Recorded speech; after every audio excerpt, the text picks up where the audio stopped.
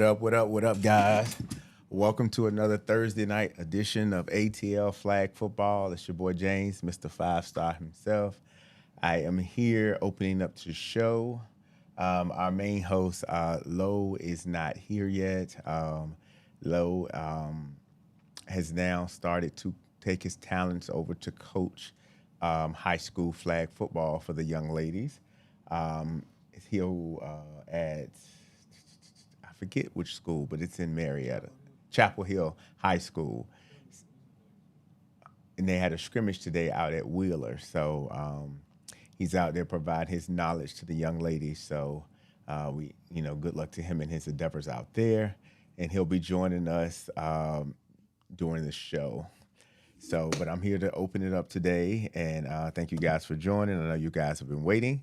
Apologize for the delays. But so as you know, Lo likes to open up with some things outside of the football field tonight. And we will open up with a tragic incident. Within the past time that we were here, there's been a mysterious death of a young man found hanging at Delta State University down in Mississippi. I think we all know that it's apparent that that young man did not hang himself. I think that what we're witnessing is more of the MAGA supporters continuously exerting their hatred and doing things against the black community and black culture to continue to try to hurt us. I just think it's odd that you would hang yourself on a school campus outside of a pickleball field when your body was so badly beaten and bruised. I don't think that in any way, shape, or form the young man committed suicide. It's a big cover-up, and I just think at this point we're getting to the point of what can we do? We have to stand up. We have to take a stand when we can. But I think we're getting towards the point of potentially civil unrest if things keep going in the direction that they're going. Dwayne, what are your thoughts on that? You have a mic over there?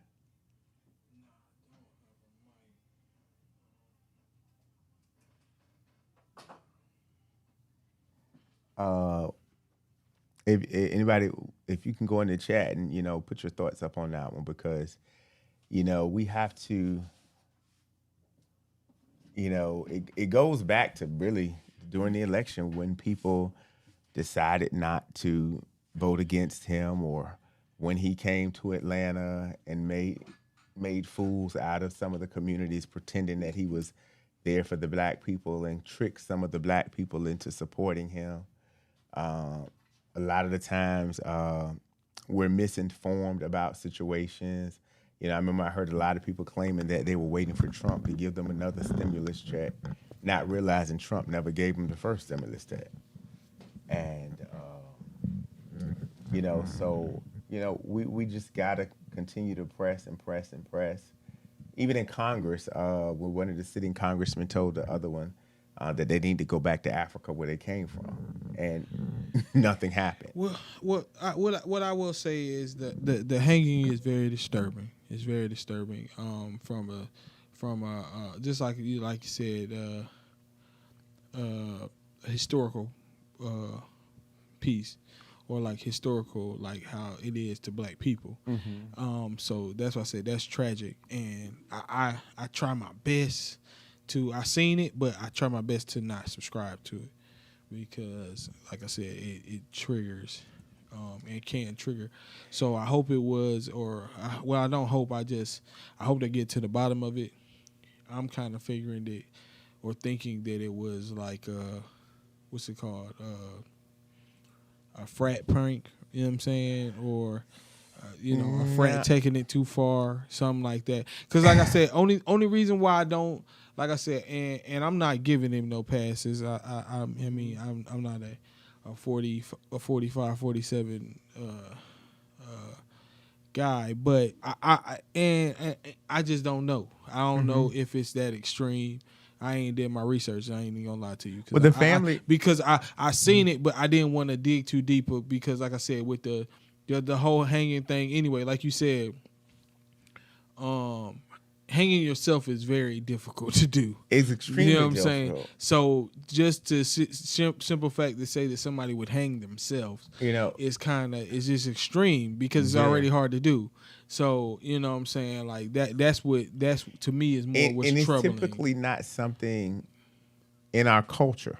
Correct. You know, Correct. If at any chance you ever remotely really hear about us, it's inside The of a pills, or you know what I'm saying, like an OD type yeah, you know, situation. or just shoot yourself. You know Yeah, what I'm yeah, saying? yeah, yeah, We're yeah. not the It's not hanging gonna. Yeah, culture, yeah. That's especially so because of what it means. correct. And then where it was at. Yeah, the family has hired Ben Crump to investigate because there's a lot of questions surrounding it. The article says he was, full of promise, warm, deeply loved. The young man's name was Trey, by the way. And the campus community loved him. And so they've hired an independent investigator to try to uncover the truth about the situation. And they said, that they're not going to accept the vague conclusion with so many questions that surround the situation. So, prayers out for the family, and I hope that they get to the bottom of it. And, the same way that they had cameras on that other campus to see the shooter of that person, I'm pretty sure there are cameras around that can see what really took place if they were interested in finding out. The next topic that I wanted to bring up is Jimmy Kimmel.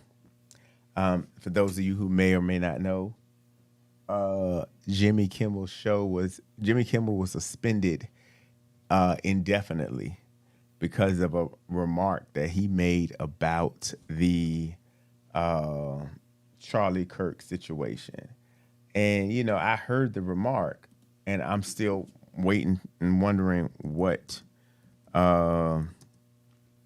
was suspended for, because he's made jokes that I thought were way more heavy hitters than that one. He didn't really go into depth into that. He didn't drag it on. He just made a, statement on it. And I just thought that, Trump has finally gotten clearance to censor the freedom of speech of his oppressors. Well, not oppressors, of his opponent, of the people that don't agree with him. Because Fox News and all of their reporters are allowed to say whatever they want about black people and describe us and talk about us however they so choose however they feel. And any of the murders that happened or anything of that nature, it's okay. But when you say something against Trump or his allies, they want to censor your speech and to cancel that man because of that. And he's also trying to cancel the other two talk show hosts. What's the other? Jimmy Fallon and I think it's Conan O'Brien. Yeah, those are the other two. So, if the freedom of his speech is getting censored and oppressed, it leads to a situation where propaganda can be pushed heavily, and that you can only see what they want you to see and believe what they're trying to push you to believe. And shows like this could eventually become under fire because we have free reign to do what we want. We're not under any network, but this came down from the FCC. So Billy said Jimmy Kimmel. Yeah, Jimmy Kimmel was the one that was canceled, but Trump said they should also pull the plug on Jimmy Fallon as well as Conan O'Brien. The second late night host they have canceled. 47 said Jimmy was next after Stephen Colbert. Oh, I didn't even know Stephen Colbert got canceled. Yeah, he got canceled a couple months back. Really? What did he get canceled for? His network canceled that. Hmm. Yeah, he just won an Emmy too. Wow. So, again, and I know he was not a Trump supporter either. So it seems as if all they want is people that's going to push the false narrative and rhetoric that Trump is a good person, which I don't know who they'll ever find to do that other than his cronies. Yeah, so, I know a lot of. Have you seen the ads from Canada inviting us to leave and come up there and live? I haven't, but I think that's dope. Yeah, Canada has been making ads to talk about, if you guys want to leave the United States to come up here, we're not as. I'll Uh, say, I'll say this, and this is what I say. This is funny. I was in Vegas this past weekend for a fight, and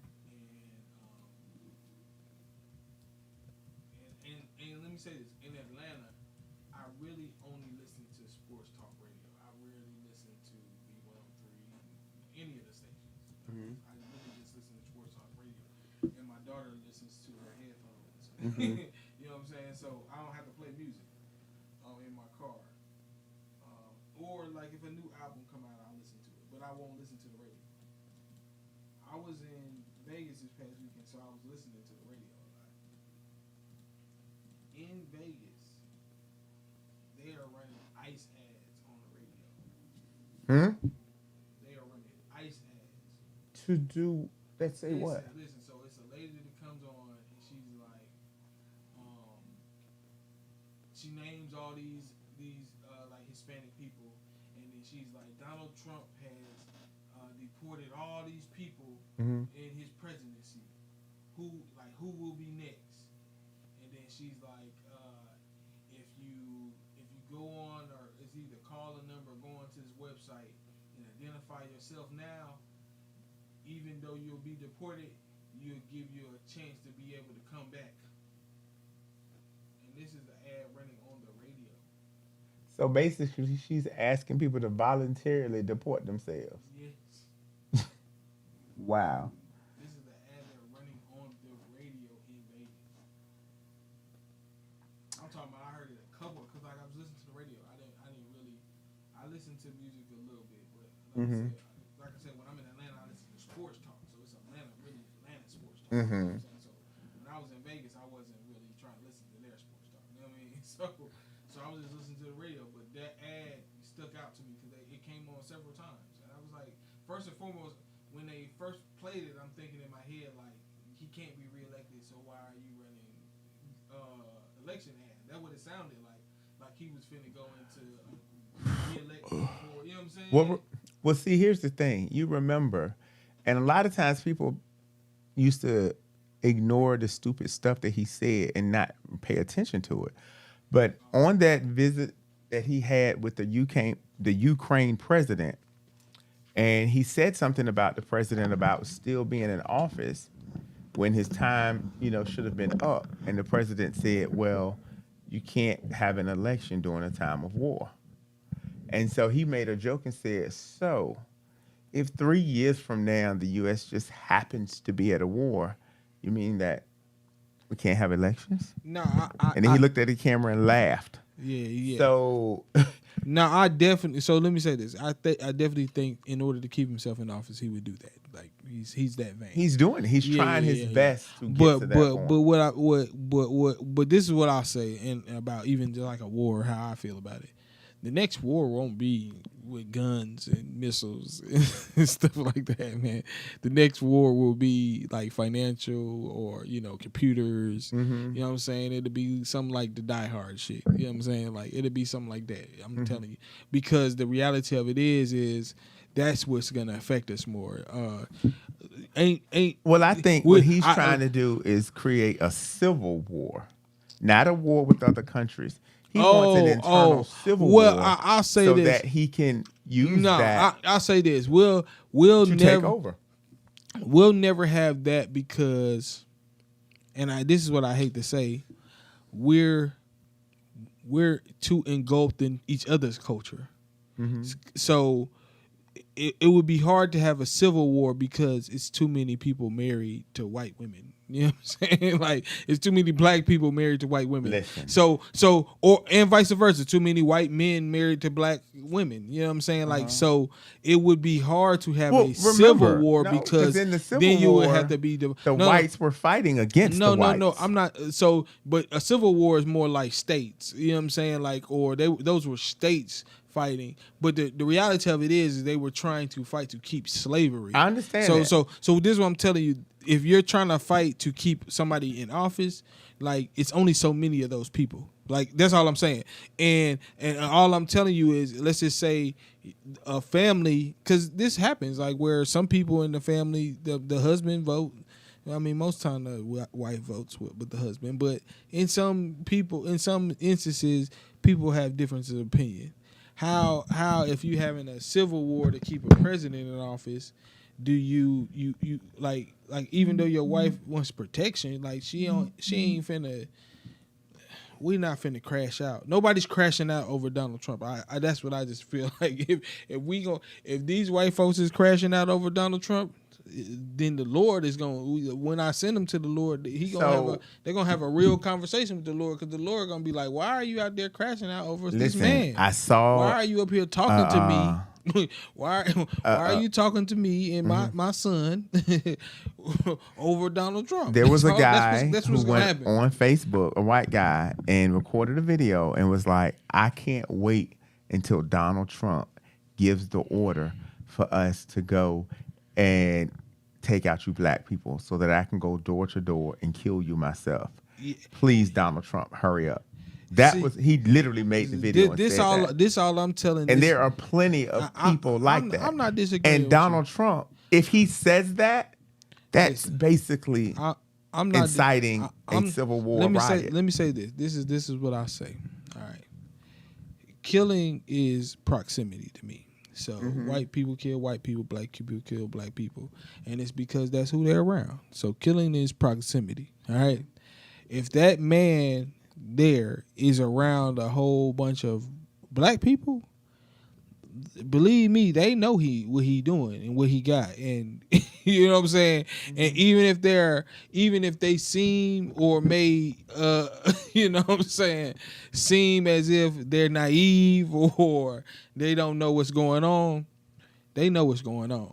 Especially if this guy is around black people. If he's around white people and he's gonna go to black areas to kill these black people, like, we kill too. Like, I mean, you better be goddamn the fucking transporter. If you ain't the transporter, you gonna listen. I'm not saying that we won't defend ourselves. So that's I'm what not saying that. Because let me say that this is what I say, and the reason why I'm saying that is because when COVID hit and we had to stay inside, a lot of black people armed themselves. So that's the difference. Probably before COVID, if they tried this, it would work because black people weren't as armed. Now, I find it hard pressed to find a black person who isn't armed. That's all I'm saying. I'm not saying that we won't defend ourselves. I don't believe that that's not the case. I do believe that I believe he'll give that order if he feels he can stay in power. Listen, we watch the Purge movies too. They ain't the only one that watch the movies. I'm not saying that they are, Dwayne. We watch the Purge movies too. We ready to kill. Listen. You hear me? You hear me? You hear I'm me? not saying. I hope. That's why I say I don't feel like it's gonna get that extreme, because I just don't think that, like I said, nobody is going to meet Jesus over Donald Trump. If you are listen, I know the Lord they are. I'm just telling you right now. His followers are just that stupid. Listen, look at the ones that attacked the Capitol. They were prepared to do whatever. it took and get the consequences for him. I'm not disagreeing with you, but I'm telling you, any followers of this man, if he if he is choosing to send you to the Jesus, just don't come my way, because I'm sending you to Jesus. You hear me? I am prepared. Okay. Yeah, that's how I just look at something like that, because I'm not disagreeing with you. I'm just telling you that, like, yeah, I don't think they want that. I don't think that, because let me say this. White people outnumber us, yes. Yes. I'm not disagreeing with you on that. But it's proximity. They're around themselves. The places they disparage and this, it's a whole bunch of them. Mm-hmm. So in order for them to, let's just say, to purge a town, they would have to do it strategically, and they would have to do it tactically.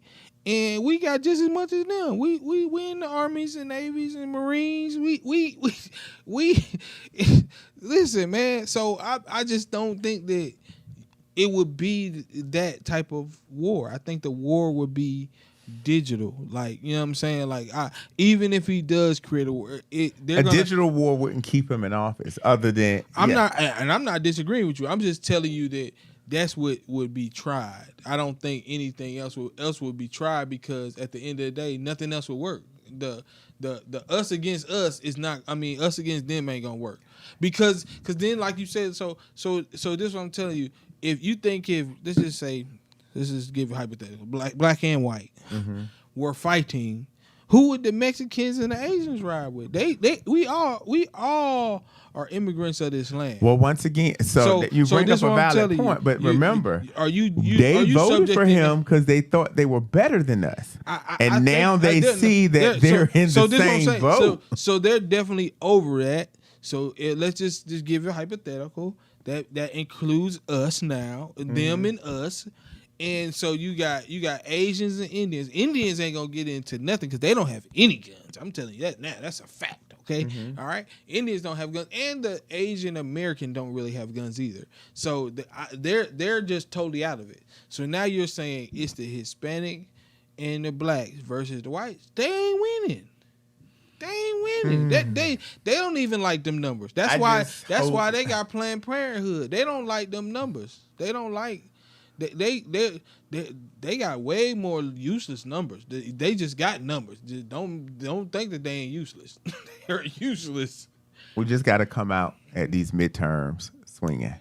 Yeah, that's the only way. I think if we don't stand up at the midterms, it's going to be hell to pay. Definitely, like I said, at the next national one. You know what I'm saying? I hate to talk politics, but what I say, I don't either. But this is something. But what I will to. say is, yes, they definitely need to take them seats back in order to at least. That's the only way you gonna change anything. Yeah, to change what's going on. So hopefully that happens. And the last thing I'll touch on before we move on is I was looking at an article watching a video that Mexico is a place that a lot of people will tend to go and retire at, and there was a couple of towns where the white people from U.S. had went to Mexico to retire, and then started trying to change their culture, telling them they can't play the mariachi bands can't come play on the beach and this, that, and the other, and the Mexicans was like, wait a minute, stop. And they went building by building and destroyed them and told them to get out. They tore them apart from the ground up and said, get out. They wiped out all of the white communities.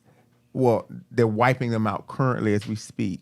I could believe that. Like, I mean, none of that. Yeah. And so I thought that was irony that, they're getting rid of them. They was like, oh, you want to get rid of us? We'll get rid of you too. Yeah. No, I dig.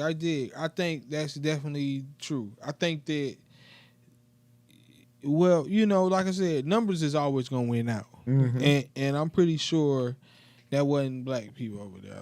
No. It was all white. These were white. Yeah. Okay. White Americans that had went over there and set up shop. Yeah. That's what I'm telling you. Have been trying to change their culture. And it was like, enough is enough. Yeah, I definitely, like you said, you try to gentrify my community when we let you in.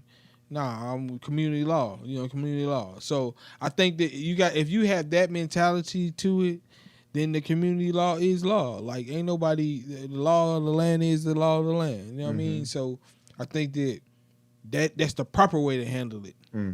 That's really how I look at it. That's the proper way to handle it.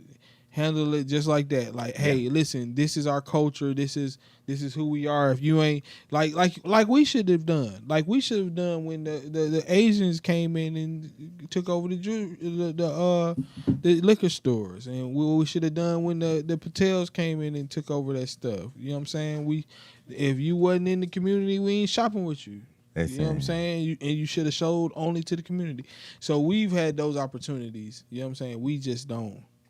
It's always too much not worrying about it because it's not affecting you at the moment.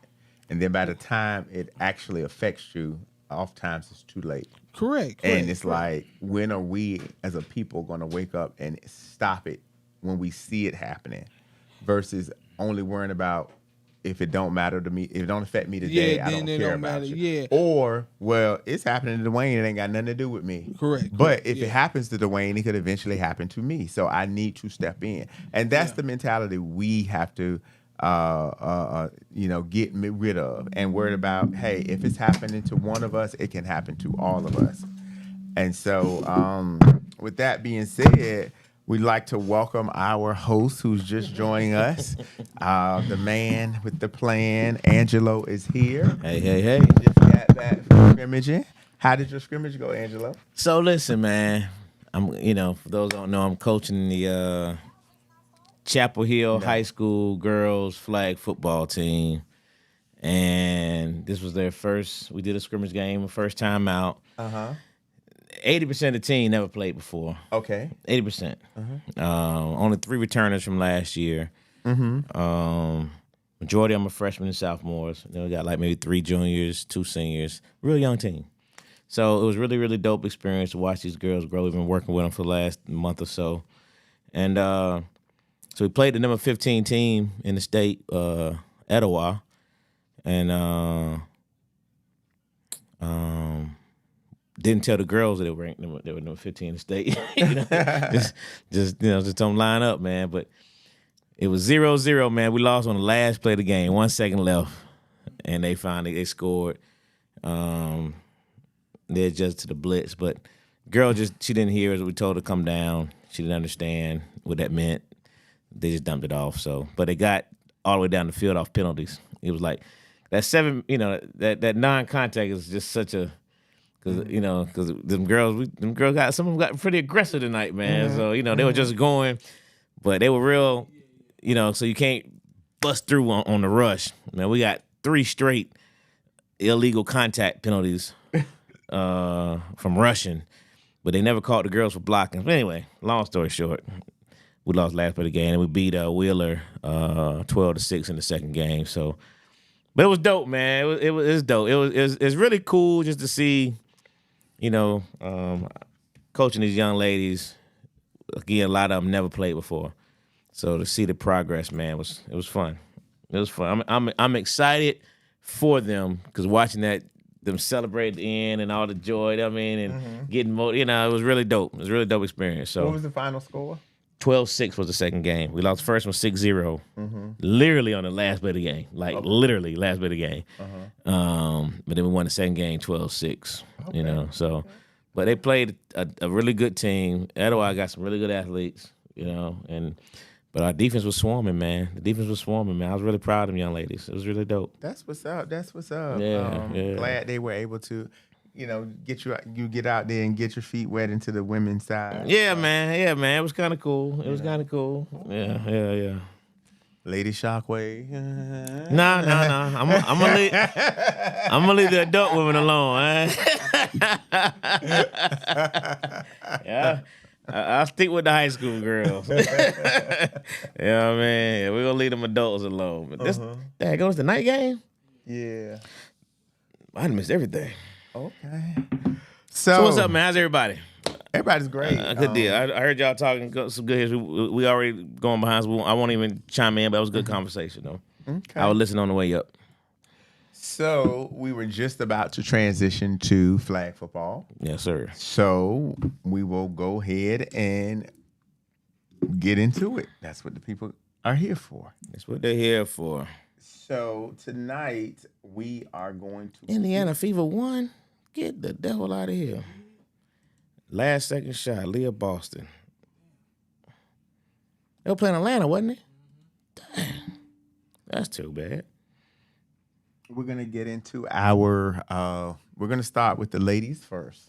Okay. But before I start with the scores, the prediction, and all that good stuff, I just want to address The big elephant in the room. conversations that I've seen floating around and things of that nature. Right. And so I just want to say unequivocally, the rumor that's floating around that I pushed the leagues back a week so that teams and players could go to Weekend Warriors is 100,000% false. Under no circumstances did I push the league back so that players could go to Weekend Warriors. While I knew there were players going in the beginning, but I made it very clear in my men's captain meeting that I wasn't going to do that. So I'm not sure how that. Well, I take that back. Let me dial back. I know where the first thought came in from, and I've already talked with Will because when I made the announcement, I said, everything was being pushed back for a week, and then I said, if you're going to Weekend Warriors, enjoy yourself. If not, rest and relax. Mm-hmm. And I made that statement because I did know that there were players going. That's all. That's the only reason I made that statement. Not to insinuate that I was giving people a bye because of that. Unfortunately, we had some administrative things that we had to do. So we pushed everything back a week so that we could be back on track when we come back. But it had zero to do with Weekend Warriors. And, he does not in any form or fashion take into consideration anything we do in Atlanta. So it's hard pressed for me to inconvenience our operations for him, someone that runs 20, 30 tournaments a year. So you can go to a Weekend Warriors tournament every other week. And, but again, like I said, for those that was going, I did say have a good time and good luck because they're still they still play in my league. And I would love for all of them that do go to bring some championships back to Atlanta, but yeah, that was not the case. And I'm so sorry that rumor spread. So Gates, you didn't agree to it and neither did I. But it had grown legs and I just was like, I'm not going to entertain that. I was already prepared to make a statement tonight on the podcast. And so I made the statement. And so, but with that being said, Weekend Warriors had absolutely zero influence on our decision to have to push the leagues back a week. All right, now moving right along swiftly and expeditiously, we're going to get into some action with our ladies. Dwayne have them playing up in the background. Opening week for the ladies. It was really, really good. The ladies were out there playing. It was some good games going on. It was some excitement. So our first game was Venom at Code Red. Yeah, I think that's for sure, Billy. He just said so. There's no games this week for sure. I mean, I think I made it clear. Yeah, that's for sure. In the text, but in case somebody was unclear, there will be no men's. There will be no women. Dwayne. There will be no 5-star games this Sunday. The games from this Sunday will be rescheduled towards the end of the season. And, so this Sunday, there'll be no games. And it was for sure when I put it out there, just so y'all know. Because I don't spread. I don't go back and forth. I said there'll be, that's the only, I'm not going to make y'all play Saturday. So it'll just be a week added to the season. And I'll adjust. I haven't adjusted the schedules yet, but I'll have to adjust them.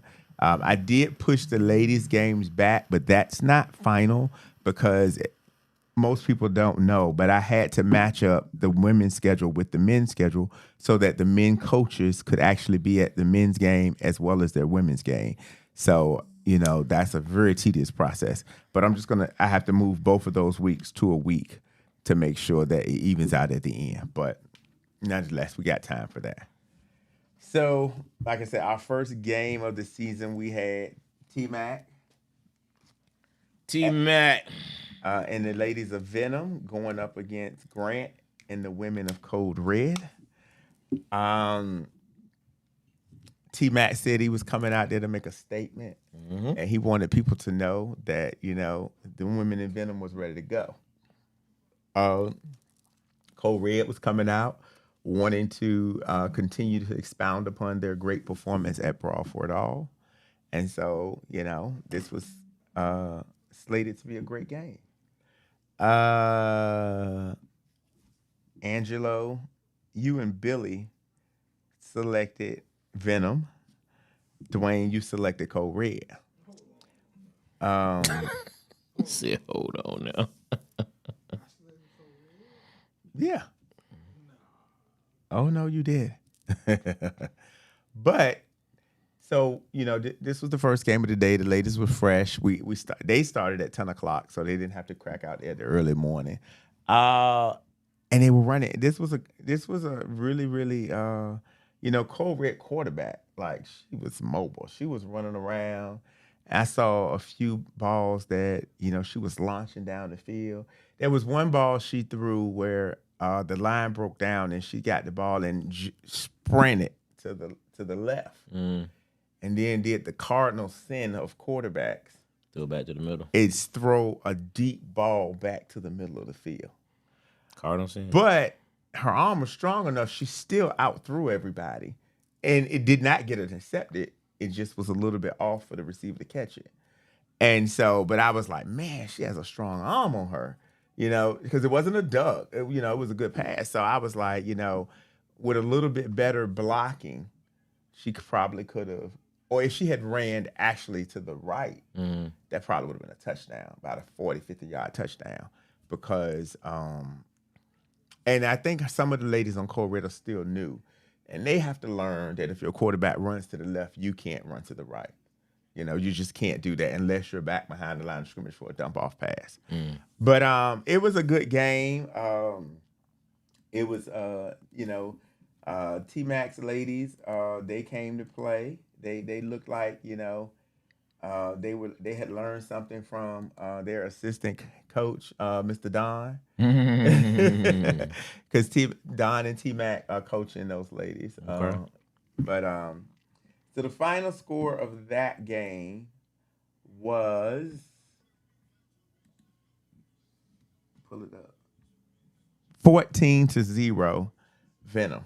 Oh, wow. Yeah. Wow. Yeah, but the ladies, again, like I said, the Code Red ladies they definitely was putting up a fight. Okay. So, yeah, Dwayne, you started out behind already, but it's okay. You can go ahead and watch it. You picked them.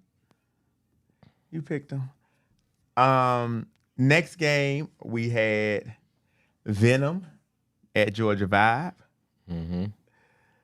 Dwayne, you picked Georgia Vibe. Billy, you picked Georgia Vibe. Lo, you picked Georgia Vibe. And that featured Gates against T-Mac. Now, Gates I didn't know who his quarterback was, but I was watching her, and she was running around.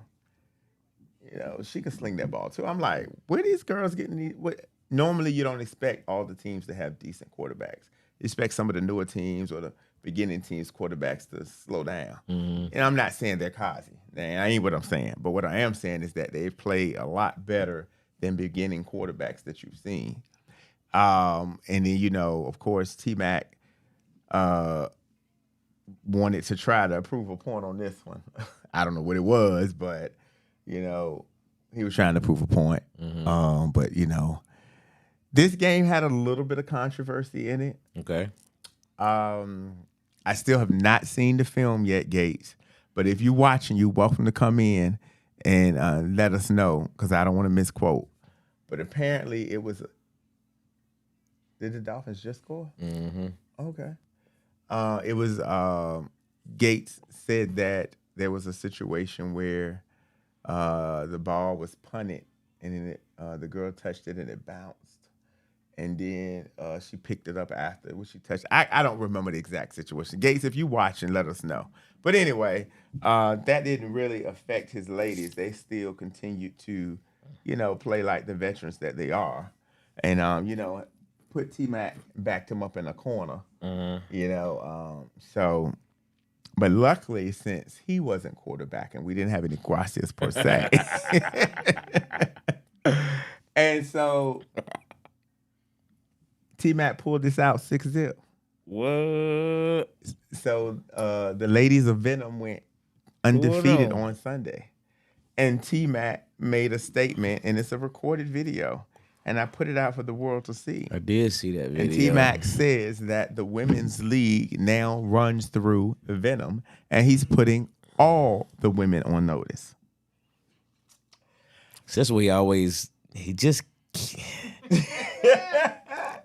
You think that was a little bit it's like take that W and leave with just a tad bit of humility. Just a tad bit, T-Mac. You gotta. So at 2-0, are you saying that the women's league now comes through the Venom?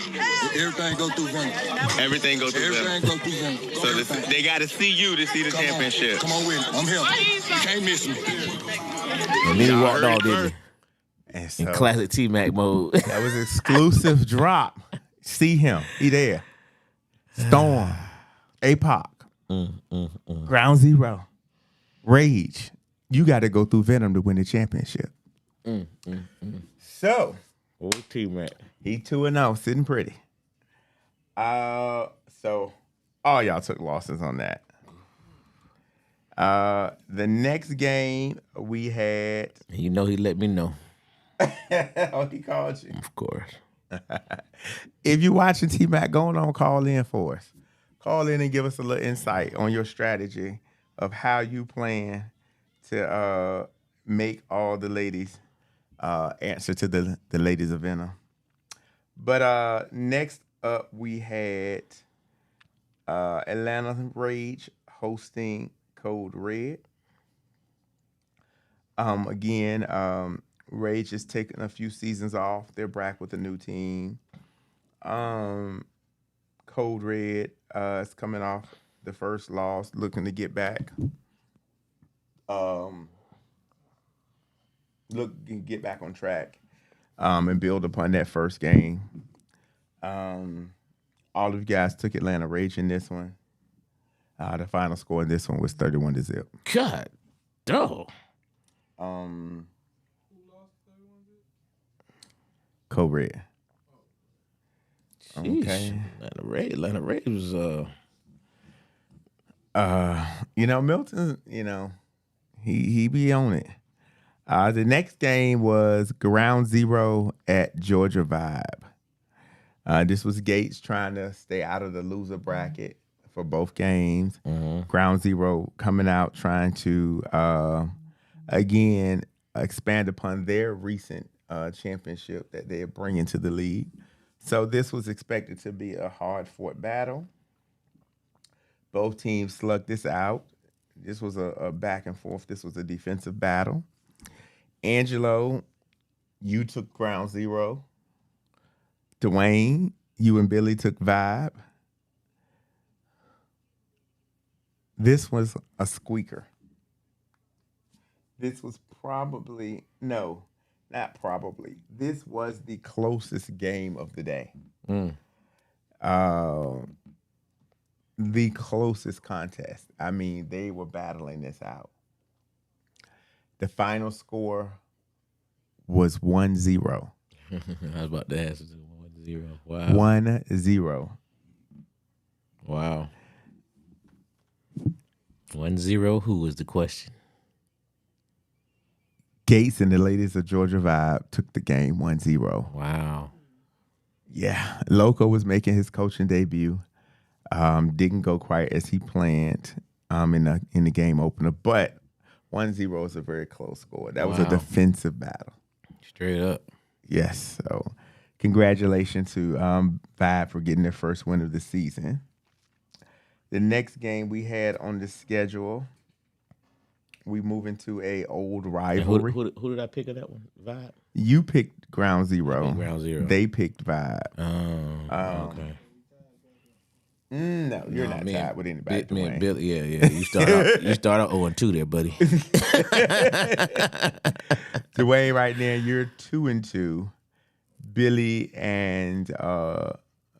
is 3-1.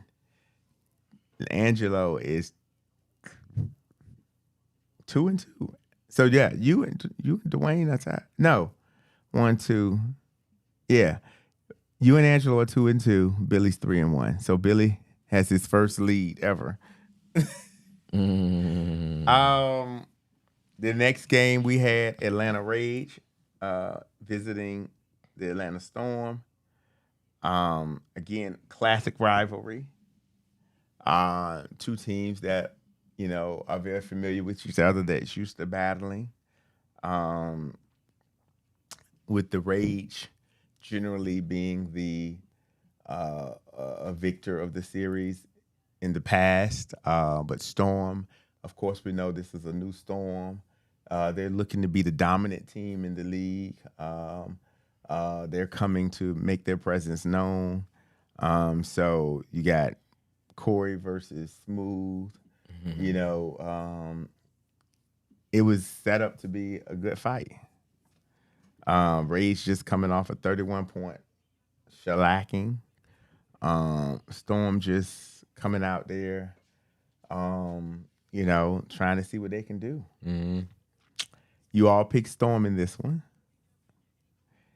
I mean, you all would have been correct in this one. Storm won this one 19-0. So, score stays what it is. Dwayne, you and Loa tied. Billy still gets the game up. The next game we have APOC at Ground Zero. Everybody picked APOC in this one. Again, APOC is coming in as an extremely veteran team that knows all the ropes, know everything. Ground Zero is coming back, even though they just won a championship. They're bringing in some newer players as well as a new coach. And I think this was probably a tough opening week matchup for them in the first week, which probably led all of y'all to pick APOC.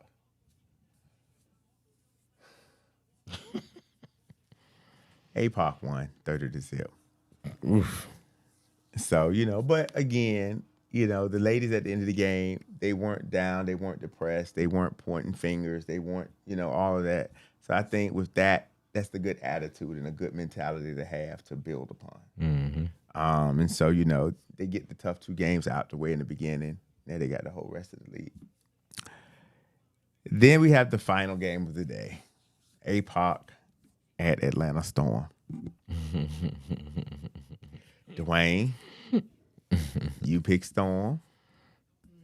Low, you pick APOC. Mm-hmm. Billy, you pick Storm. Mm. This was a good game. This was a good game. Had a couple of controversial plays in it. We can start by the one where Storm had the ball. They lined up for a field goal. Smooth told them to, you know what? Line up in the field goal, but you go ahead and run. Take the ball under center, run, and get us some more yards to get it closer. Mm. They ran, got the ball, ran up some more, got some more yards, got a big chunk of yards. APOC protested the play. It's like, wait a minute, you didn't declare a kick, so we didn't know, whether we could rush the A-gap or not. Unfortunately, that was protest were not upheld because I don't have to tell you that. Um, so then they lined up for the next play, kicked the field goal, and got the points. Then fast forward to the end of the game, uh, Storm just scored again. So at this point, the score is 11-6. And so they're kicking off to APOC with about, I want to say maybe 30 seconds left in the game or whatever. I might be off on my time in this point in the game. But APOC gets it and runs back a big return to the point where she on that sideline and ain't nothing but the house in front of her. And she was running and running past all those Storm players. And finally, at the last minute, somebody pinned her in. I want to say she was somewhere around the 25-yard line. I can't remember. But then I know Chastity was at quarterback. Ashlyn couldn't make it because she had to work. And so Chastity got the ball. And, she pulled that old Chastity veteran move. She pulled that ball down and ran it down the field. Got a huge chunk. Time winding down. Fast forward, it is 9 seconds left in the game. The ball is probably at the 10-yard line, maybe. It's night. 20 seconds left, something like this. They snap the ball. Storm messes up the coverage. They have two people over the center. One's supposed to stay with the center. One's supposed to rush Chastity. They both rush Chastity. As a veteran, Chastity knows, hey, if both of y'all are rushing me over the center, who unguarded? My center. Dumped it right to the center. Homegirl, Kelsey, straight down the middle of the field. All stretched out. They got her at the 2-yard line. 9 seconds left. I know this part correct because I was live right there recording. 9 seconds left. They at the 2-yard line. APOC snaps the ball. Chastity rolls out to the left. There's a receiver in front of her, covered by about 2 players. Chastity throws it. The receiver mosses the defenders. Touchdown, APOC. Storm player on the ground hurt. But there was a whistle at the beginning of the play and a flag. Offsides on Storm. Storm was livid. We weren't offsides. We weren't offsides. The ref was like, yes, you was. And, I told the young lady, I said, well, I don't think this is the one you want to be arguing. Right. I said, because if you guys are not offsides, that's a touchdown. And the game is over. Right. But, the ref was like, no, I stopped the play. It was a touchdown. So it's half the distance to the goal at this point. Now the ball's at the 1-yard line. Smooth calls a timeout, pulls his defense in. Jimmy pulls his offense in. They get to talking. Jimmy over there Jimmy and Brian drawing up the game-winning play. Smooth over there trying to draw up the game-saving play. They line back up. Chastity get back there. She surveys the field. Now, they had 3 on one side, 2 at the line, and 1 behind. So I thought they was either going to go to the girl out the back for the slant or hit the center because it was at the 1-yard line, or she could have ran it. She take the snap. She look to the right, go right back to that same girl that's being guarded by the girl that didn't want to come off the field because she was on the side like this, hurt. Over right there. Ball right in her hands. Last second. Bam. Storm knock it out. Incomplete. Game over. Storm wins 11-6. So that was, that ain't the game. Now this is the vibe. That's that new quarterback he had. You see, look at her. She just that was a drop, but that girl was right there. She should have caught that. She just threw that with authority. That's the vibe right here. So with Go. you see what I'm saying? She ain't playing. So I talking about that expect line who got That pancake on the line. So I expect, with some more games, I expect Vibe to definitely be in contention at the end of the season. So so that's how we finished the day. Dwayne, you took a game over Angelo at this point. Mm-hmm. So now you are game up on Angelo. And Billy is still the front runner after the women's games. So the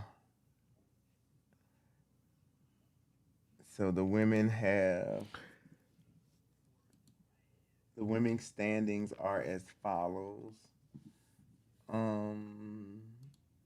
In first place, the number 1 seed spot would be Atlanta Storm. At second place, holding the number 2 seed, is Venom. This isn't right. Hold on. Let me look at this. Change this score.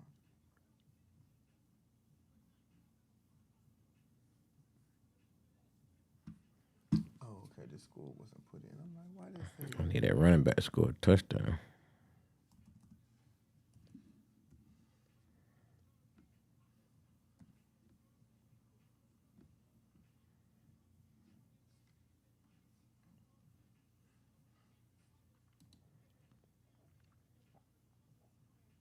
Okay, so we got Storm in first place with a point differential of 24. Venom is in second place with a point differential of 20. So they're only 4 points out of first place. Okay.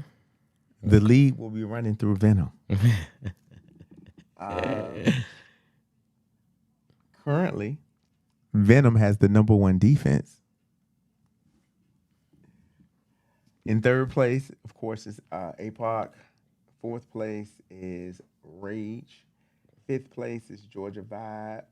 Sixth place is Ground Zero. And closing out is Code Red.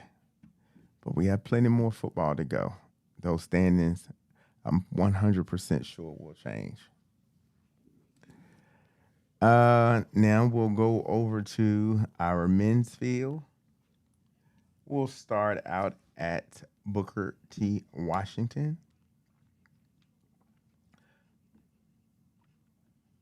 where there was an allegedly we had Clockgate.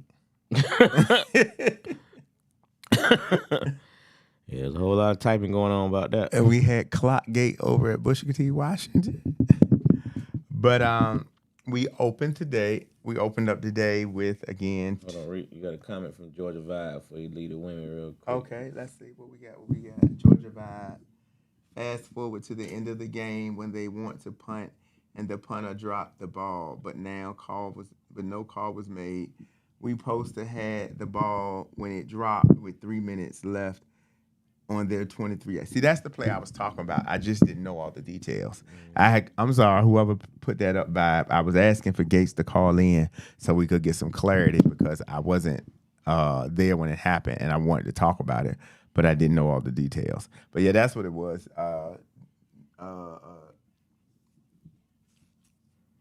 The punter. Yeah, I think it was the punter. That's right. So when the center snapped it back to the punter dropped it. And then Vibe alleged that they picked it up and still punted it. When it should have been dead where they dropped it at. So I'm not sure what happened on that call. I don't know if there was a protest or challenge or what. Gotcha. But yeah. Clockgate. Yeah, that's what we gotta call it, Sap. Georgia Vibe, which game was that? That was that the Venom game or the other game?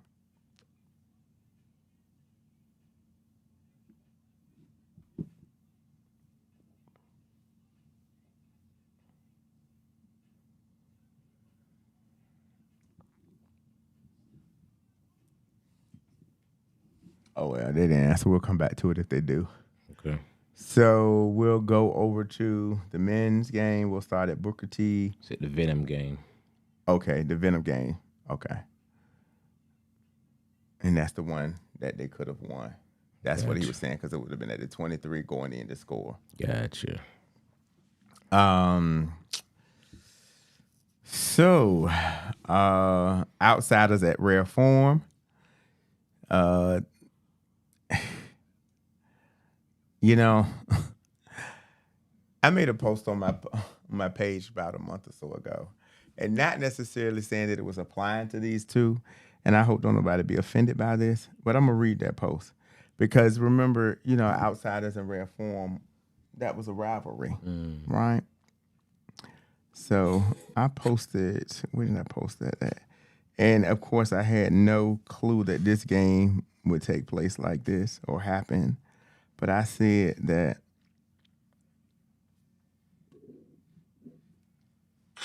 and you tell me if you think this could possibly apply to this and we have to change the narrative. Oh, I know what I meant to talk about, but anyway, I don't remember. But I said at some point, in order for it to be a rivalry, you got to go back and forth with the wins. But if it's just a bunch of losses, it's no longer a rivalry. It's just That's facts. the other team just feel like you in the way. And ever since Brawl for It All last year, when outsiders definitely got fifth down, we can't dispute that, and won that game, Rare Form hasn't beat them since. So it's been now over a calendar year that Rare Form has not beat outsiders because they didn't beat them in this game either. And the score was 14-0.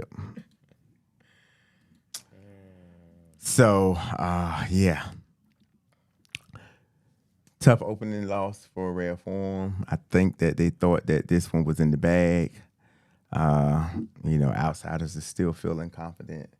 I think they feel like they can bang with the best of them. So everybody picked outsiders in that game. So standings are the same. Next game, we had outsiders at Georgia Elite. Angelo, you went out on a limb and picked outsiders. Yeah. Billy, you and Dwayne picked Georgia Elite. Montel had split his finger prior to the season. But it healed. Then Montel broke his finger God dog. in that same game. Wow. I think that right there can kind of tell you where that score is going. But it was a close game. Okay. Closer than the Rare Form game. Okay. Outsiders took this one 14-8. Without Montel and no backup quarterback, it was a little challenge for Georgia Elite to pull that out. But at 14-8, you know, they were in there. Next up So I just picked up a game on both of them. Okay, good deal. Yes. So you and Dwayne are back tied again. Okay. Billy's only up by one game. Okay. The next game, the house picked New Jack. New Jack was playing Rare Form. Miko loves to say no one's going to score them, don't he? He does. Unfortunately, he's still wrong. Rare Form came out, opening possession, took it to him. Is that right? Watched right down the field like defense wasn't even there. New Jack struggled. Couldn't put up any points while they was on defense. But then they got on offense. And then they scored. And then they scored again. Then Red Form got the ball. They could not score anymore. So that will put New Jack at 14, Red Form at 6. don't think that's a surprise for the panel who picked him. Next game was Georgia Elite at New Jack. Of course, this was without Montel at this point. Is this the Clockgate game? This is Clockgate.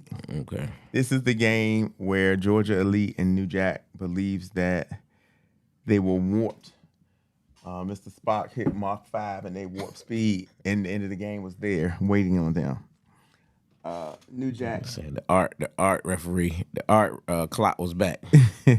Anybody know art? Well, art run a clock. Well, that gave you away quick.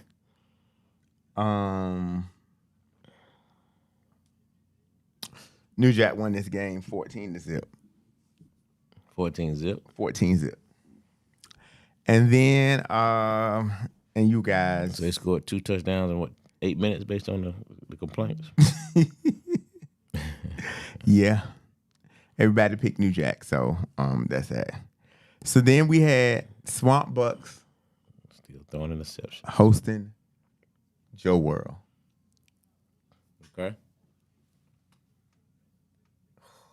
But it's tied, right? 28-21. Oh.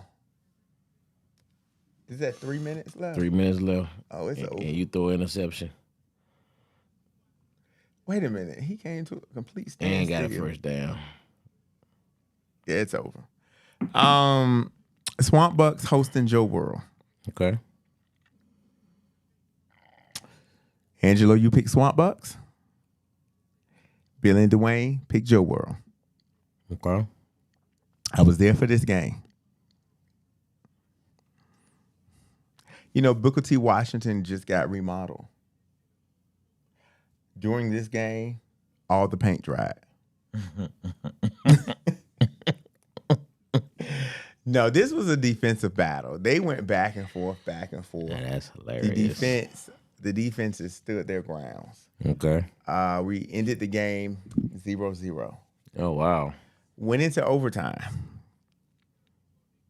Joe World got the ball first. Mm-hmm.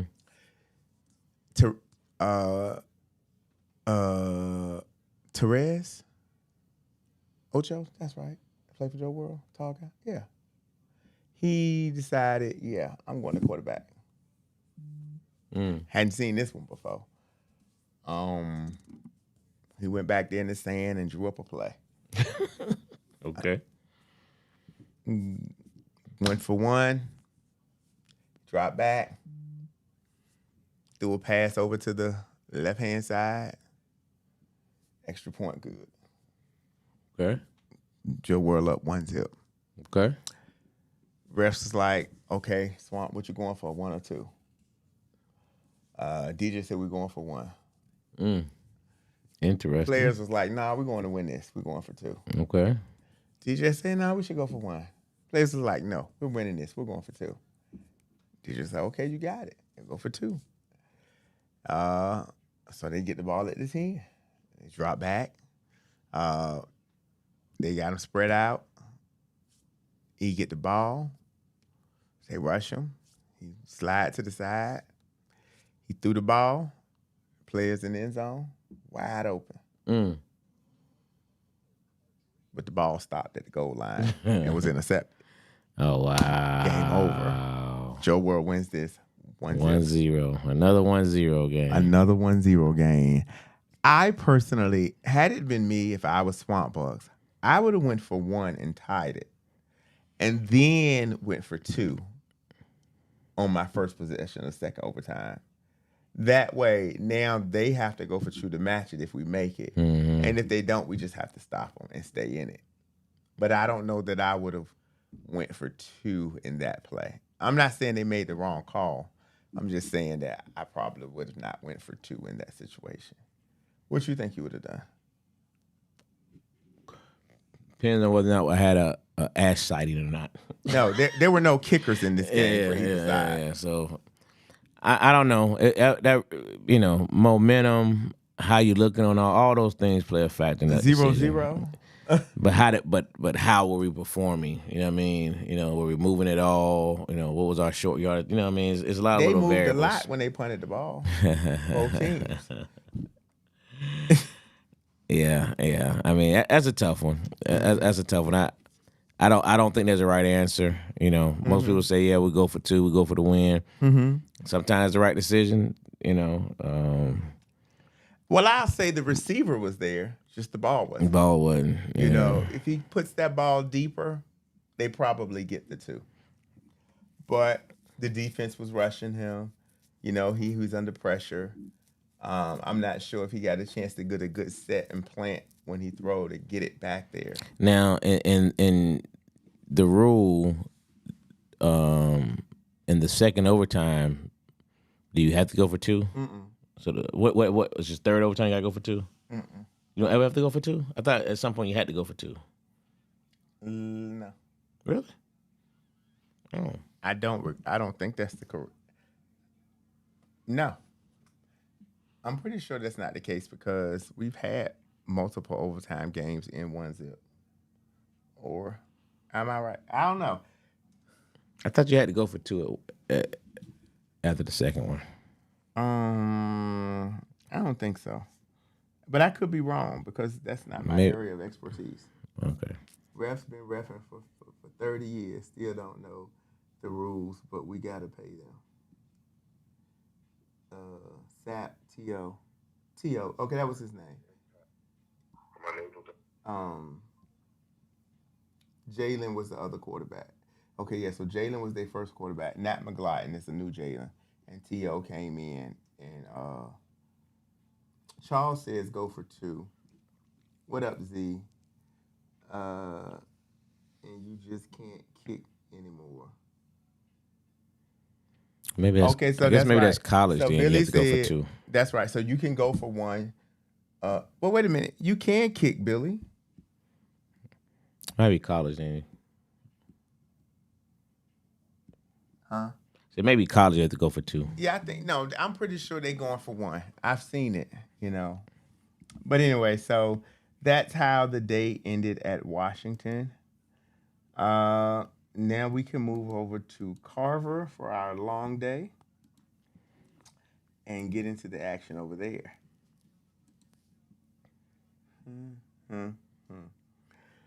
So we opened up the day at Carver with the Gates Bowl.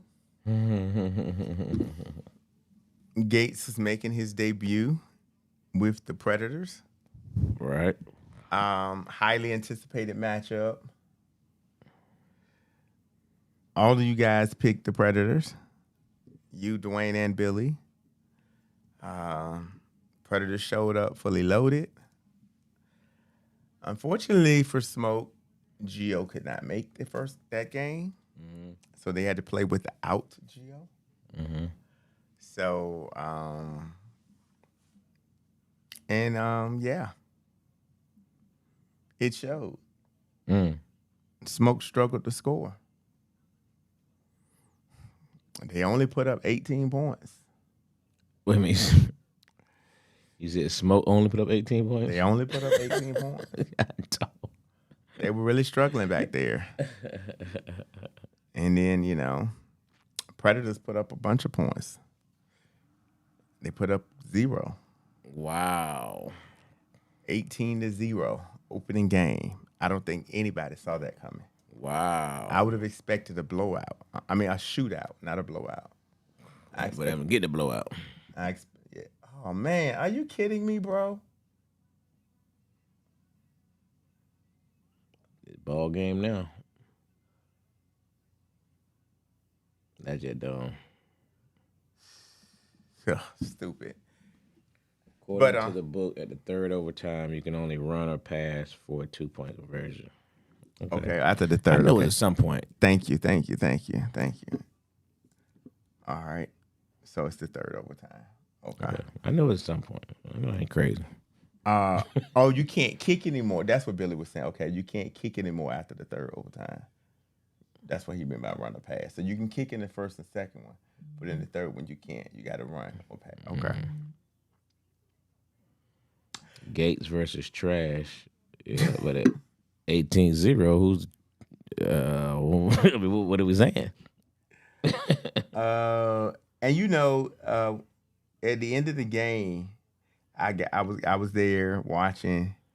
Gates was rushing, and he got to Strick because Strickland was their Josh. Strick was their quarterback, and Gates came in barreling down and got there and got the flag like a half a second too late. Like literally, had there been any hesitation, that would have been a sack. And he threw a deep pass to the back of the end zone.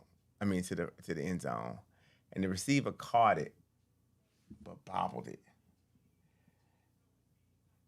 Another receiver, I think it would have been a drop, but it was Sweat.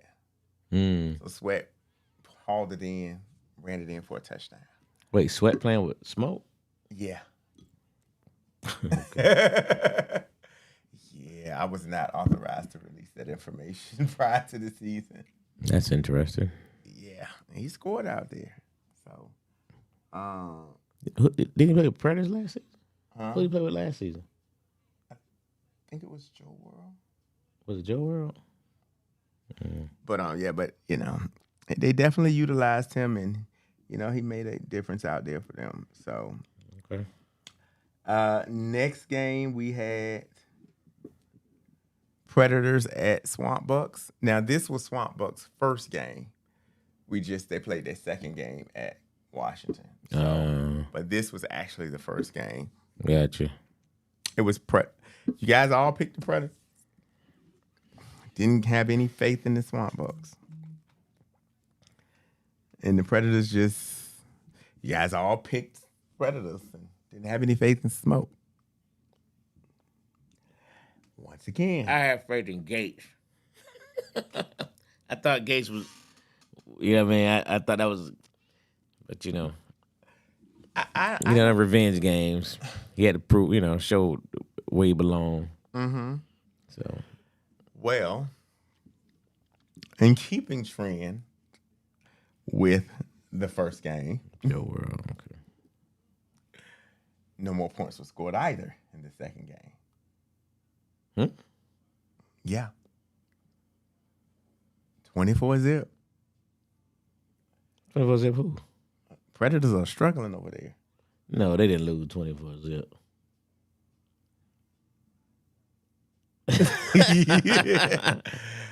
Yeah. They won 24-0. Okay, I was about to say, hold up now. Yeah, I think it was a little bit too early for Swamp Bucks for that one. Okay. I'm about to be like, God, dog. 42-0 day. That's a bad day at the office. That's a real bad day, right? The next game, we had Joe World hosting Smoke. This was also Joe World's first game because they also had to go to Washington too. Billy picked Joe World because he knew some stuff that we didn't know. You and Dwayne picked. Oh, wait a minute. My bad, Dwayne. I was reading all that wrong. You were in the lead. That was Billy that picked Code Red. Yeah, I looked at that wrong. Dwayne's in the lead. I got y'all names at the top. I was looking at the bottom. Okay. So, Dwayne, you actually in the lead. Billy and Angelo were the ones battling. But, so Billy picked Joe World. You and Angelo picked Smoke. I mean, you and Dwayne picked Smoke.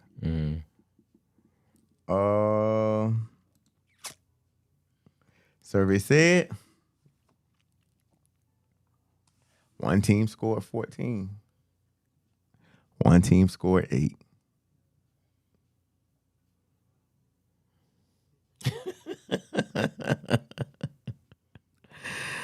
Who got the 14?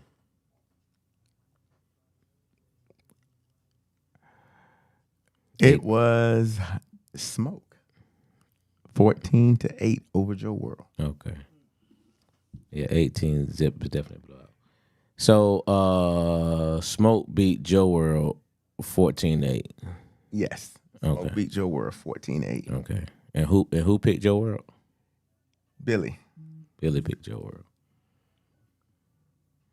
Yeah. So, because I see I have your names up here, but I wasn't showing that part of when I said. So it was Billy that picked Code Red, not Dwayne. So Dwayne, you were right. You didn't pick them. Next game of the day. Shockwave hosting the Crew. Dwayne picked Shockwave, of course. Angelo picked Shockwave, of course. Billy picked Shockwave. He said Of Cash course. was hooping, throwing alley hoops. They were. Smoke on a trick field goal after 3 blocks in a row. Yeah, go ahead. Trap, who you play with now? He was out of town. Oh, he playing with y'all. Okay. So yeah, the Crew at Shockwave. Lo, you didn't make that game. No, I was in Pittsburgh. Dwayne, you didn't make that game. Dwayne was at the fight. Trap didn't make that game. Trap was in Hawaii or somewhere. He said he was out too.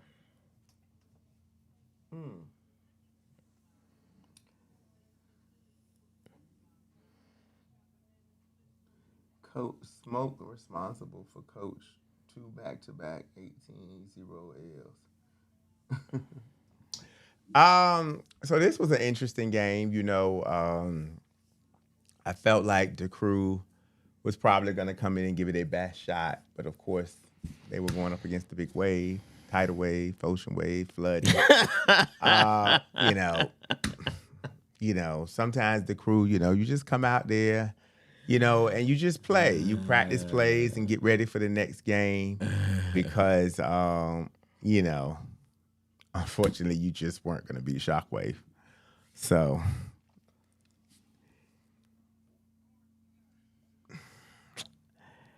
unfortunately, though, Lo, you didn't tell the Crew that they weren't going to beat you. They didn't know they weren't supposed to beat you. They beat you 19-7. Wow. I ain't even seen the score. Is that right? They beat you 3-1. Aldo was the quarterback. You really? Hey, man, that might be dope. First, I don't know. that might be dope. First W against Shotway. I don't think we ever lost. I don't know that he was a quarterback. I don't know if he played that game. I didn't see it. But 19-7. Were you expecting that? Of course not. What do you think went wrong for his Shockwave? Because obviously it went right for the Crew. Here's what I know, without being there. But here's what I know: we had a lot of new guys. Some of them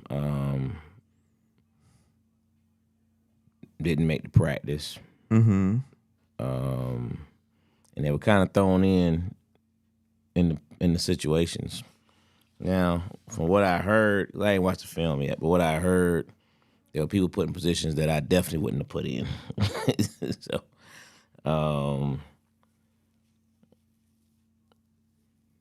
Shockwave ain't nothing without Amos.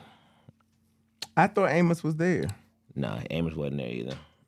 Oh. No, I don't know what 200 shots is, but that's a false statement. We're a better team with Amos, but to say we're nothing without Amos is absolutely ludicrous. But we can.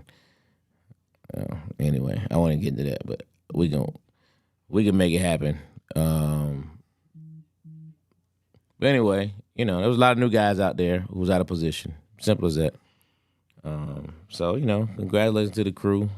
You know what I mean? Just we've given a couple teams there, a W, over us, and they'll never see another one, and that's gonna probably be one of those that won't see it again. But it's all good. So you're saying that if Shockwave and the Crew meets up in the playoff, Won't even be close.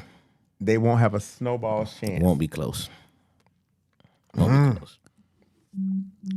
Whoa. Just being honest, it just won't be close. Okay, so Doe was the quarterback in that game. I like my boy Doe. I like my boy Doe. But it is what it is. You know what I mean? I just want to reiterate this so that the world can hear it. Hey, If the I speak Crew on the mic, I and ain't. Shockwave meet in the playoff again, the Crew has absolutely zero chance at winning that game. Correct? That's what we're saying? That's exactly what I said. Wait a minute. I'm sorry. Can you say that again? We're gonna beat the dog shit out there like we just did. It Oh. wasn't no fluke game. That was definitely a fluke. Oh. Nah, it wasn't no fluke game. Who is that? Definitely no fluke game. Who is that? No, This ain't is gonna the front captain like it for wasn't the no Crew. fluke. Oh my goodness. Definitely wasn't no fluke. Okay. I'd have lost to them same guys before. So it ain't nothing new for y'all. Okay. So what was the strategy that you guys employed to take them apart and dismantle them in such a horrific fashion? They old as Okay. All right then. So again, the Crew took that 19-7. So that's a playoff rematch we'll be looking for. Thank you so much for your time, sir. Doe gave an honest assessment. Leave the old heads alone and go with the new guys. That's the honest assessment. What he just said was nonsense. Oh, Doe responded. Yeah, what he just said was nonsense. What Doe say? Doe said, leave the old heads alone and go to the new guy. He talking about the old, okay. And go to the new guy. Now that's what I heard though. Was Charles there? Charles was there. Oh, okay. We had like 4 or 5 of our regulars, and the rest of the team was all new guys. Okay. And then, like I said, the people put in positions that they should have been put in. But I would. There was definitely assessment. There was definitely adjustments that would have been made. But congratulations. Oh, Trap said he was in Mexico. I knew it was somewhere. Okay. So. But congratulations. We got shocked by the For my wave. boy Doe, congratulations. Whoever taught that nonsense, okay. Okay. I bet he won't, and I don't even bet, but I bet push-ups. I bet you won't put up 100 push-ups. Man, that's nonsense. So the next game we had the Crew fresh off of their win off of Shockwave. Yeah, what they do after that? Hosting the new look LOZ. What they do? I want to hear that. I want to hear this go. LOZ broke out with a brand new quarterback. Brand new quarterback, free agent of the season. Yeah. Free agent signing of the season. That was definitely the number one free agent signing of the season. Trey Rutland took his talents to the Legion of Zoom. Mm-hmm. No one saw. I don't think many people saw that coming. No, that's a shocker. And he was looking good back there. He looked good back there in that game. But still LOZ. Mm-hmm. How people was like, well, who you gonna throw to over there, Mm-hmm. And surely after the Crew has just beat the mighty Shockwave, Rome is falling.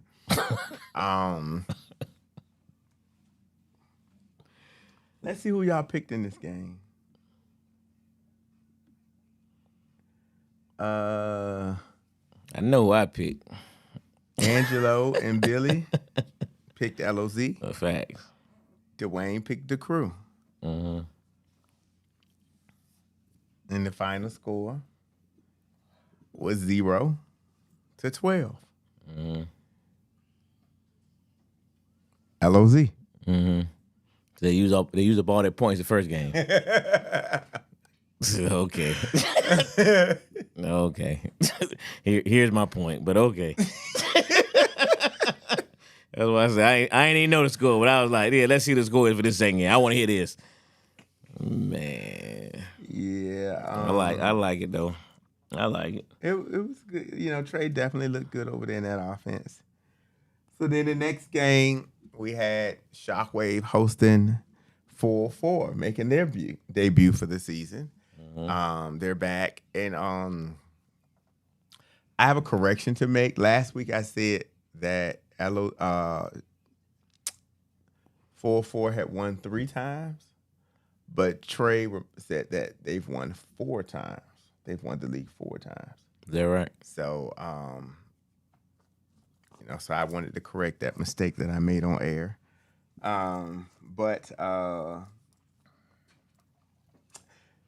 I think we can, basically from the last game losing to the Crew, I think it was apparent that you lost to 4-4 as well, 14-6. But it wasn't a bad game. You didn't get blew out. Yeah, they actually said they played a little bit better the second game, from what I understand. Again, I ain't seen it yet, but like Charles said, he said the team, nobody was mad. Everybody took it, understood what they, What it was. But we got some. It's a good season. I'm looking forward to it because apparently we got some coaching to do, and I like it. But I got some new guys and not a bunch of recycled guys, so I'm excited about that. So Oh, they were going. I'm like, how is this game still playing? Oh no, they replaying. Okay. So of course, all of you guys picked Shockwave, and all of you guys lost. So nothing new to see there. Nothing to see there. Moving on. Right? In the next game, we had 4-4 at LOZ.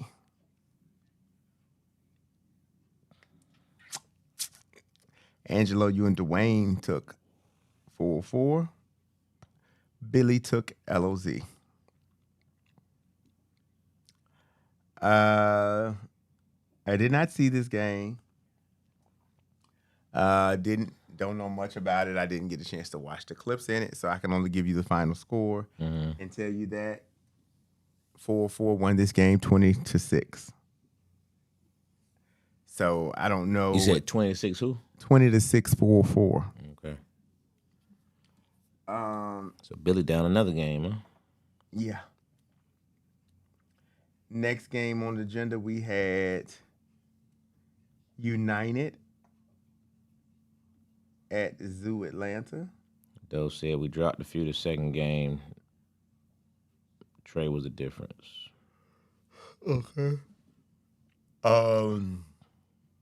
Everybody took United. Nobody took Zoo.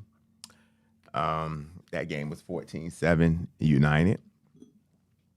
Did have a controversial play in that game. Well, it wasn't controversial. It was we had an player ejected in the game. That the one that somebody got decleated? So, yes. I saw a video of that dude. I mean, good Lord. So that play was, in my opinion, extremely unnecessary. Yeah, I mean. The player was ejected from that game and was forced to sit for the game after that. This a new player? No, it's not a new player. I don't remember United had nobody on there because he played with United, right? Mm-hmm. The play did take was cause for a review by the league, and some documentation was sent out about it. But those are not the kind of plays that we encourage or promote. At no point did we see the player attempting to pull the flag, which made it a little from our vantage point. Mm-hmm. But I think, moving forward, the player will understand, what's legal and what's not, and, how we're going to go from there. The next game on the day was Zoo at YB. Everybody picked YB. Everybody forgot to tell Zoo. Final score in that was Zoo 22, YB 6. No way. You're right. No way. Oh, YB 22-6. I'm like, no way. Okay. I couldn't even sell that line. Yeah, there not a lot to see there right there. Who quarterback for YB? I don't know. I don't know. I didn't see that game. Okay. I don't know. I don't even know who quarterback for Zoo, so I couldn't even tell you. And then the last game of the day, we had YB at United. This game I would say it's still eligible to be considered a rivalry, even though United hadn't won either of the two games they played them. Mm-hmm. They definitely was in position to win the last one, and then they messed up. They celebrated a little bit too early, and got to taste the man. But I put this game, as an opening game for them because, United feels like they want to maintain this as a rivalry. YB was like, okay, that's nice, but we're still gonna be the big brother. You'll be the little brother. You and Dwayne picked YB. Billy picked United. And so, yeah, it was a interesting battle. It was a back and forth game. United gave it their best shot. YB, stood there and withstood all the punches that United attempted to throw. There was no decleating in this game. YB stood firm. They weren't going for that. So, 14-6.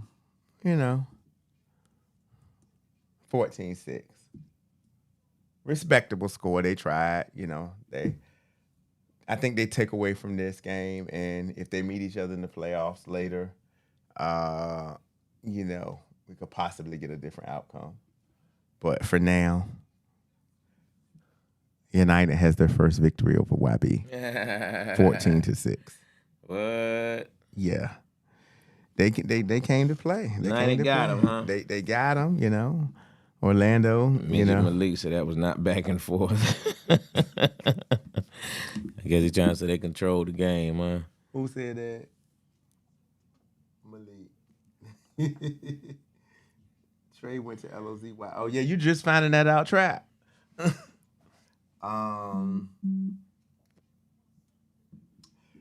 So that leaves us with a final standings. After week 1, we have, I want to say, 5 undefeated teams. And of course, that would mean we would have 5 defeated teams. So in first place at 2-0 with plus 24, it's not New Jack. It's Georgia Smoke. In second place at 22,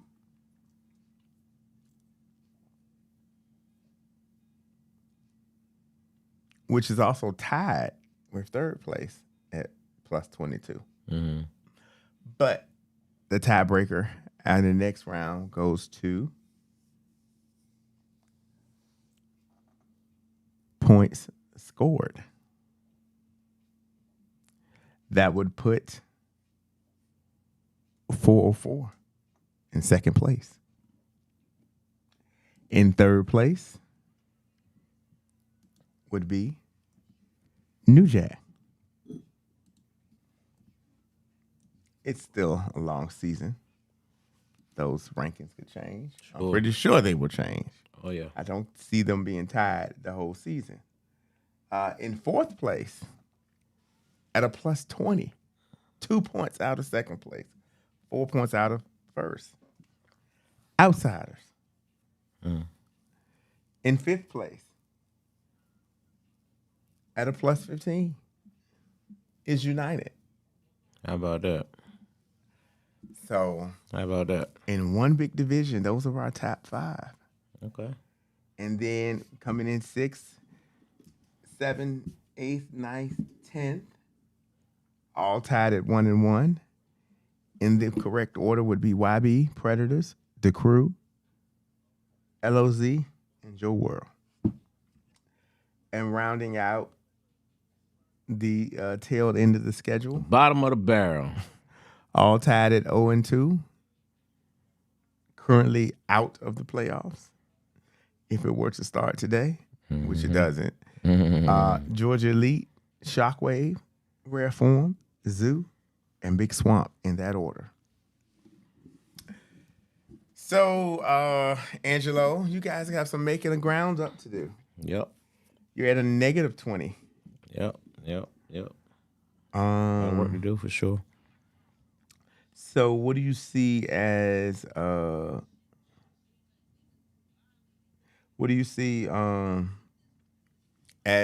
something you guys have to do to get back into the hunt? Because right now you're You're only one game out of the last playoff spot and only 18 points behind. Just gotta show up and win. That's all. We'll be all right. We'll be all right. When I say I'm not the least bit concerned, I'm not the least bit concerned. You know, I know what we had, what we have, we'll put together. Like I said, I was glad that the young guys got some experience. You know what I mean? So, Was that player, that cornerback, was he there? what cornerback you talking about? You know, the one that got beat all the time.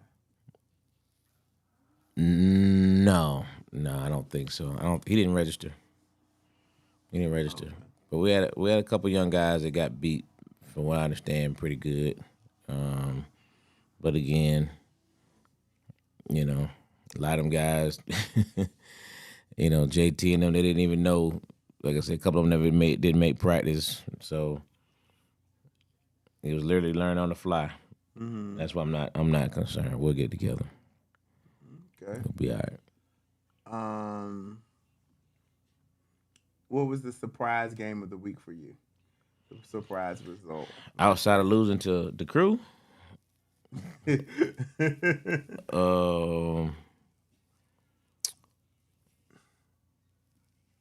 I'm shocked that Predators got beat 18-0. I didn't see that coming.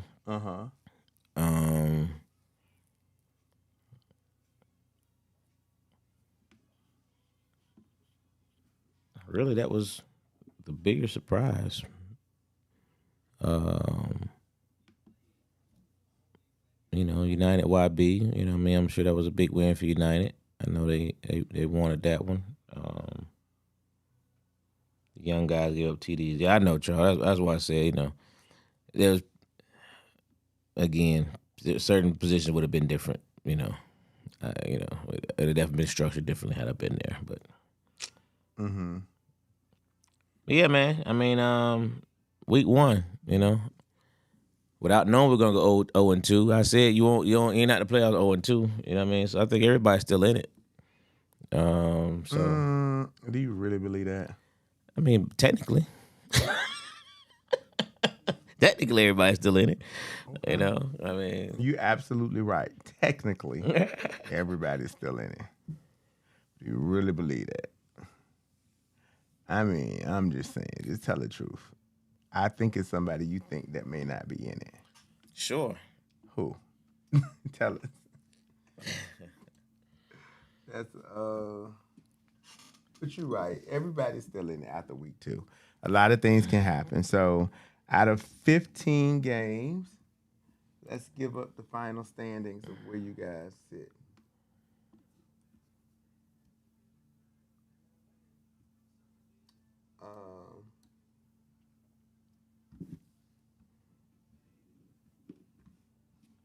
Why is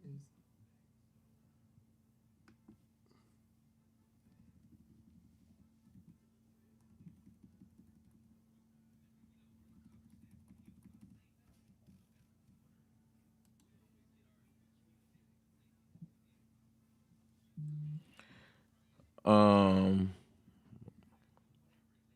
okay? So 1, 2, 1, 2, 3, what 4, was your surprise game, Billy? 5, 6, What game surprised you?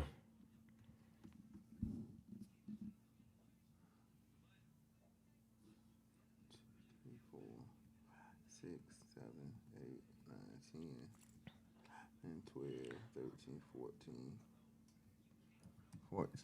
Who looked really good? Some of y'all that's out there. Who looked really good Sunday?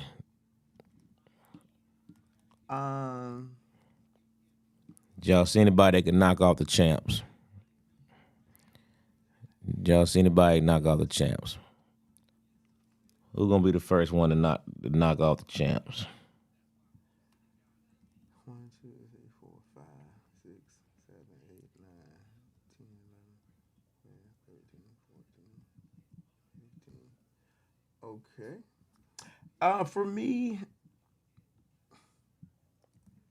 I'm not gonna say I was surprised that they won.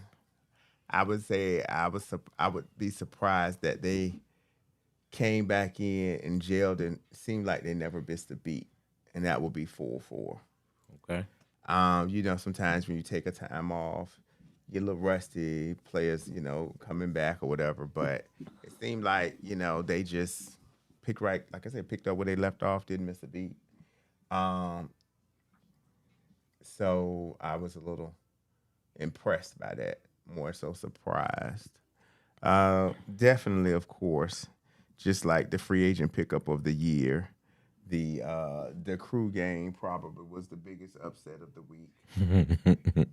Not to say that the crew couldn't beat you, but to beat you down the way they did. To give y'all no hope at winning and shutting the door from the beginning. Uh, helped solidify that. But so the final standings after week 1, Angelo, you and Billy sit at 14-8. Dwayne is the leader at 15-7. How about that? So yeah. We will go over the picks for the next week next week. Since we'll be off this Sunday, we won't do the picks tonight. We'll wait until next Sunday to do that, so we'll have something to do. Next Thursday. Next Thursday, yeah. We'll wait till next Thursday for that. All right, bet. And get your registrations in for Halloween Havoc. We're starting to get, they're trickling in now, but please let's not wait to the end, as sometimes we tend to do. Yeah. So the Hall of Fame voting has closed. We ended up with over 50 candidates nominated. Oh, wow. Which was way better than we were doing in the beginning. Good. When it was stuck at like 8. But so we're in the process now of going through the nominations, making sure everybody submitted the information correctly, and we can understand what they wanted, and all of that. And then after that stage, then the committee will get together to start to reviewing and looking at credentials and all of that stuff, comparing them to the criteria and the scales that we have, to start narrowing down to the final stages. What we've decided this season, for the inaugural season, we'll have 5 legacy players. Mm-hmm. We'll have 10 regular players inducted for the men. For the coaching side on the men, we'll have a maximum of 1 legacy coach and 2 coaches. And then for contributors, the same thing. 1 legacy contributor and 2 regular contributors. Going forward after this season, we won't do legacy anymore. But those are the max. That don't mean that that's what's going to get in. That's the max of possible getting in. On the women's side, it'll be half of that, those numbers, because of course the women's league has tended to be a little bit smaller.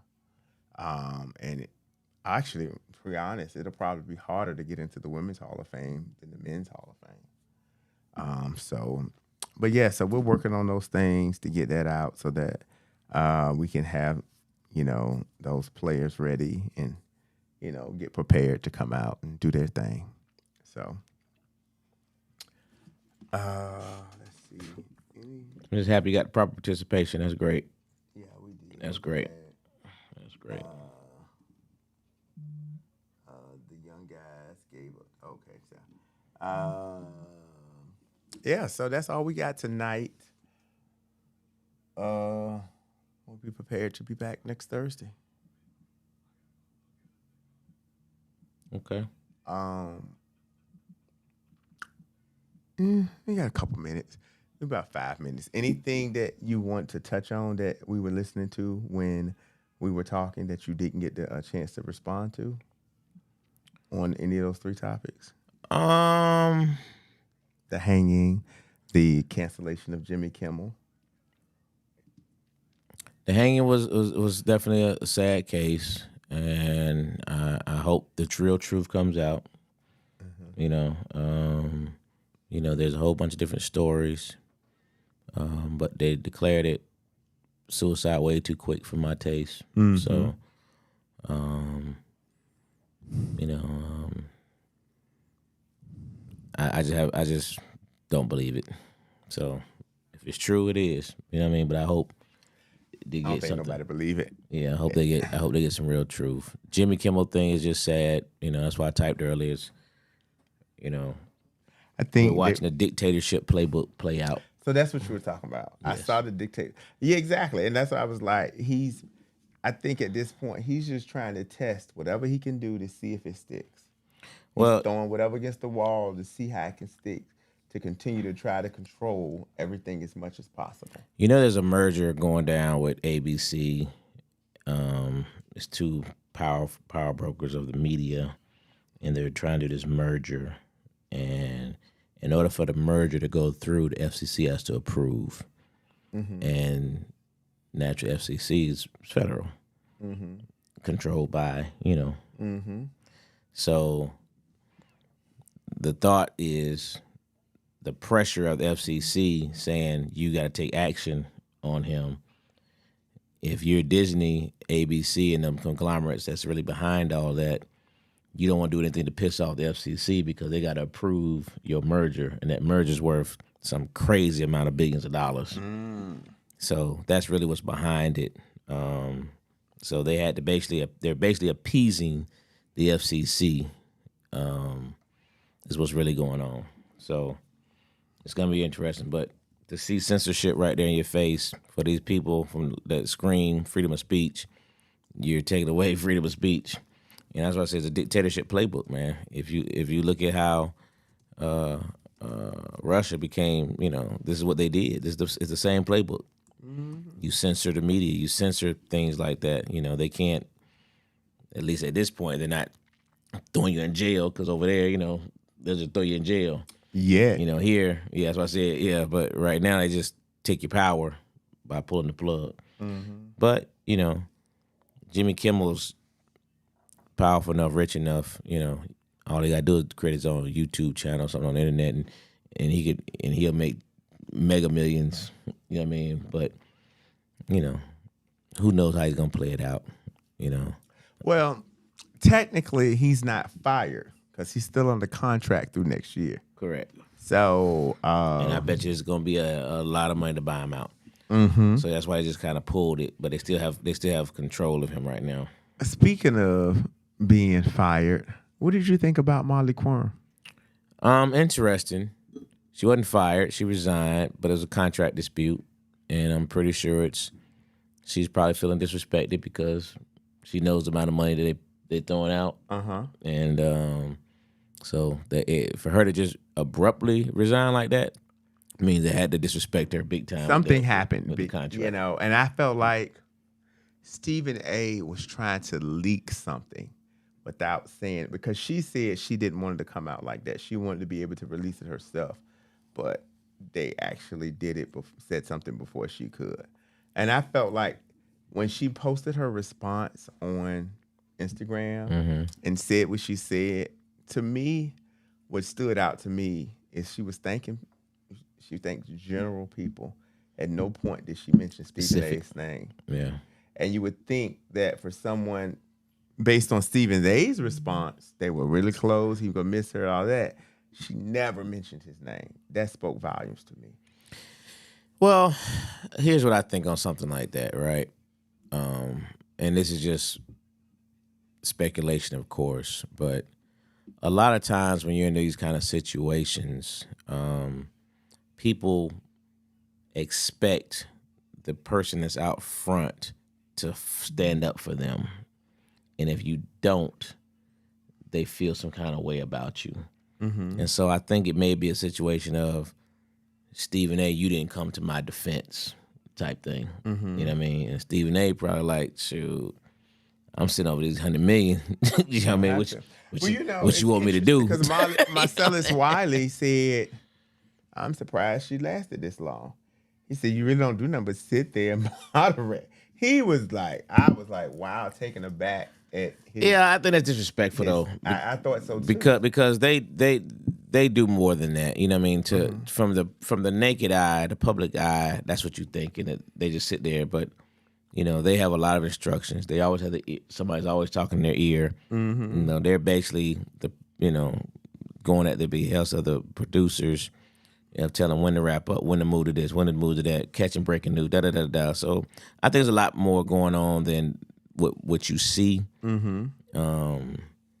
But you know, a lot of people didn't like her. Feel like she talked too much. You know, I know my aunt can't stand her, but she's knowledgeable, man. But some people just hate on the female in general. So I had no problem with it. Sometimes you be like, all right, Molly, come on, chill out, but you can say that for anybody. You know what I mean? So I don't know. I think it's more contractual than anything else. Because her contract was up. That much has been known. You know, she was in the contract negotiation, and Stephen A. did say something interesting on his radio show when he said, and he kept prefacing, "I'm not talking about Molly Q's situation, but you people have to stop jumping to something without something else solid to fall back on. Don't let your emotions get in the way of making major decisions when you don't have anything else, a plan B already in place. You know what I mean? You better make sure somebody else gave you another offer somewhere before you decide." So now, he kept saying that junk over and over again. I saw something that I don't know if it was speculation, and it could have been. Well, it was speculation at this point, but it was speculated that because she was supposed to leave at the end of the year, like she was leaving at the end of the year, and it was for her to abruptly leave like this. Somebody speculated that maybe she was going to be going to Fox, and when they found out that that's where she was going, they pulled the plug immediately. Well, again, I think it's a situation of still about the contract, and if you're not offering me this, somebody else might. Well, no, she wasn't coming back. She had already said she was leaving at the end of the year. She wasn't renegotiating. Well, I didn't hear that. I mean, because she was in negotiations. So No. She had already announced prior to I didn't hear that. She made the announcement that she would be leaving at the end of the year. So then, why are you in contract next negotiations? Day, she resigned immediately. So something happened between the show where she announced that she was leaving at the end of the year, and then her leaving abruptly. And then other people said also too that for somebody that's been with the show basically since it started, to not do a final show, a farewell send-off, or anything like Something that. had to go wrong. Something went bad in that amount of time. And that's where it was like, maybe that... Which is very possible. It's possible she could have she was going to somewhere they didn't like and was like, yeah, we're going to cut you down. That's punishment. Well, one thing we know for sure, we know Fox was hurting. And Fox is hurting bad. She's still under contract. She can't talk about it. But I don't see where she's gonna help Fox. You know what I mean? I don't see that. But Fox is definitely hurting bad with all the turnover they recently had. With Joy Taylor and all the other. I mean, they've gone through show after show since Skip and Shannon. Fox has been like they've been on a downward spiral. So Skip and Shannon was really saving their network as far as sports goes. And but yeah. That was interesting. Lastly, which would be a little bit quicker. I used to say that I felt like Daniel Jones was not as bad as what people made him out to be. I thought New York was horrible. And now he's over in Indy. Balling. 2-0. But not just 2-0. The first team since the NFL merger to have not punted at all. Yeah, I saw that this stat. season. That's crazy. Not punted at all. And they mollywopped Miami in week 1, 33-8. What do you think about that? Because I felt like he was better than New York. Well, you give him way more credit than I do. You do? I don't believe, but I'm interested to see. Jonathan Taylor is running that ball. That makes life a lot easier. But But I can't, he looks good right now. You know what I mean? But they played Miami. Who was they play the second game? The Broncos. Okay. They beat the Broncos in the second game. So yeah, I think it's gonna get tighter. You with a new team. As you know, the NFL, nobody studies film better than the NFL coaches. So I think they're gonna. I think we'll see a real Daniel Jones sighting soon. I think we're gonna see the real Daniel Jones. I'm not saying I'm not convinced. He's but, about to be in the Pro Bowl. But I'm saying I always thought he was better than what we saw in New York, and I felt like New York was just a really bad team. and it's possible. Like I said, I like when we look at Baker Mayfield. I didn't really, but Baker is look totally different than he looked. Looking totally different. Look at Geno, totally different than what he was. Yeah. Sam Darnold. Look totally not. Sam Darnold looked like crap. We gave that game away. I'm still pissed about that. No, I ain't talking about this year. I'm talking about before. Oh, last year he was balling out of control. You know what I'm saying? So people get new homes and new systems that fit them, and they turn into something different. As we see people go to teams and be like, oh, that scheme was covering up for you. You ain't as good as you thought you were. Coaching is so important. And people, I've heard nonsense. People say, "Oh, coaching don't matter. Get to the big." You're crazy. Coaching is extremely important. And anytime you get an offensive coordinator that's willing to put their ego aside and do what's best for that particular player and build systems around that player, particularly that quarterback position, I think that makes all the difference in the world. And that's what you got in a Sam Darnold. That's what you got in Baker Mayfield. You know what I mean? That's what they're seeing so far to Daniel Jones. It's like they're putting what's best suit for that player as opposed to trying to make them fit their offensive scheme. Everybody can't fit your offensive scheme. Now you only have a few offensive geniuses out there. A boy in San Francisco, what's his name? Was the head coach? Kyle Shanahan. Hey, offensive genius. He can plug and play. He's shown it. He can plug and play. Look what he just did. They played Matt Jones and they were still favored over New Orleans and won.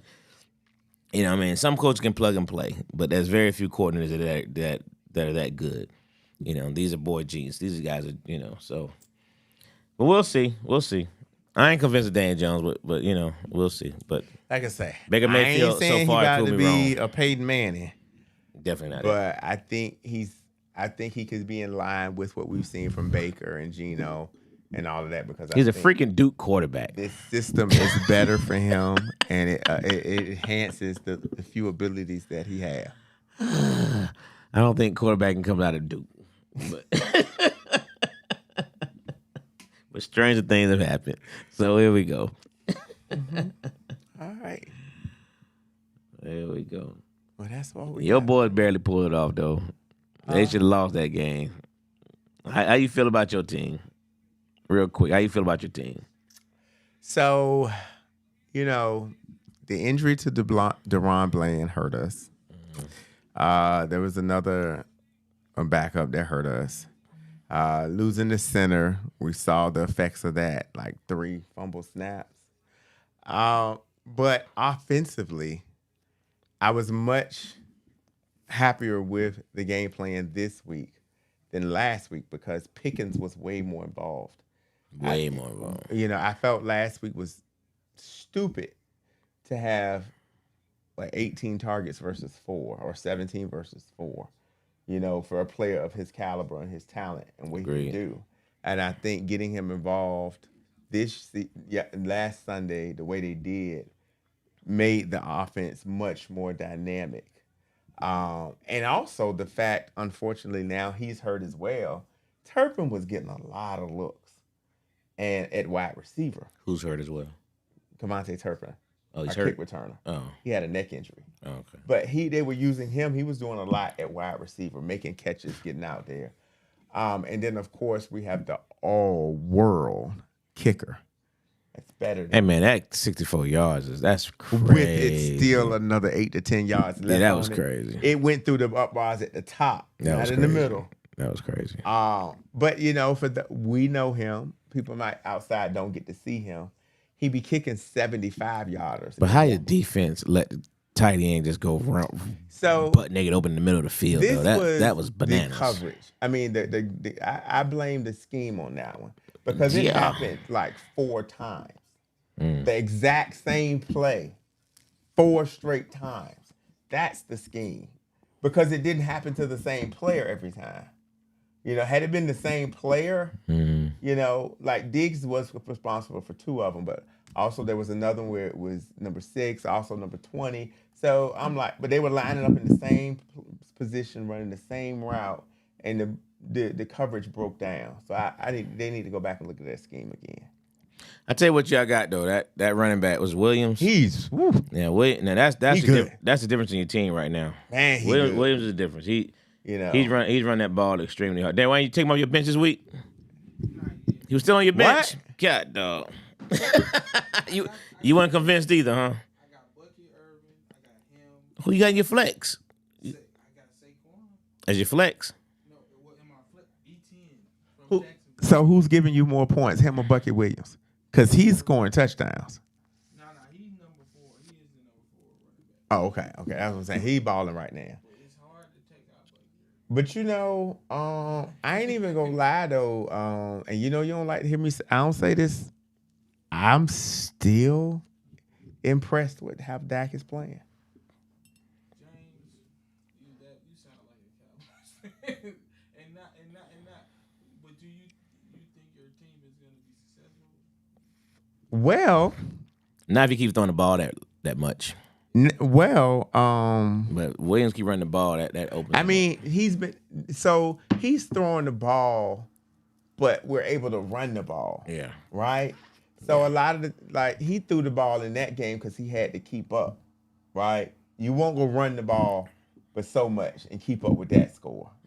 And a blowout with 40 points ain't a whole lot of running going on. You know, but I'm not saying Jadeveon Clowney is about to come in here and be the savior. But there are reports out there now that the Cowboys are potentially in negotiations with Cincinnati to get Trey Hendrickson. And that would be big. Now, if they use some of them garbage picks them first rounders that we got from Green Bay and go and get Trey Hendrickson, then I think we're looking at a different. That means Cincinnati realized that their quarterback being hurt, they already out. If they do that, well, so that's what I'm saying. I mean, you throwing the towel in early. He gonna be down for a minute. Yeah, I mean, you didn't win with him. That's what I'm saying. You're gonna throw the towel in early. You have no chance without him. Because he's still that dude.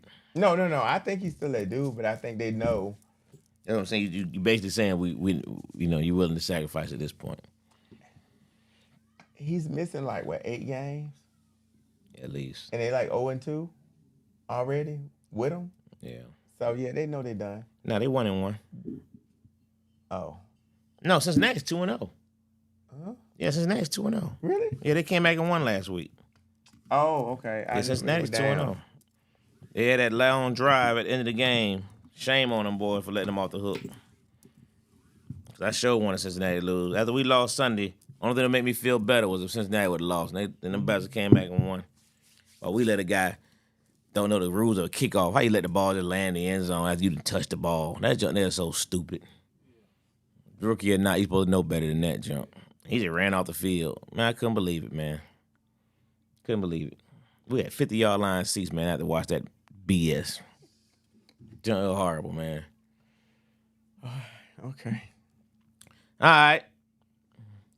So, good week 1 for everybody else but Shotwave.